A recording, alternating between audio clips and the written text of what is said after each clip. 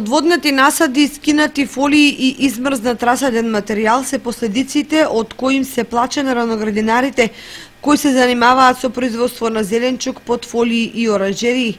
Борбата со природните непогоди е исцрпувачка, како од работен, така и од финансиски аспект. Таму каде што има затоплување со геотермална вода или други грејни системи, состојбата е малку поповолна. Меѓутоа, тие што го немаат решено затоплувањето, практично се вратени 2 месеци назад, а трошоците им се двојно зголемени. Производителите на јагоди велат дека лани ова време продавале поголеми количини, а сега доправа цветаат. Предвидуваат дека нема да остварат ниту четвртина од планираното производство.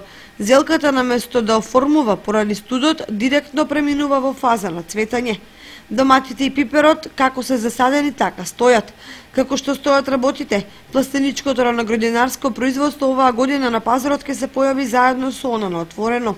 Пластениците покрај Кочанска река пролетва ги загрозуваат и надојдените води, кој дел од нив веќе ги претворија во корито. Трговците со раноградинарските производи предвидуваат дека престои ценовен шок за потрошувачите, бидејќи на пазарот нема доволно количини и квалитет. Состојбата дополнително ја влошува тоа што временските услови се неповолни во регионот и на Балканот.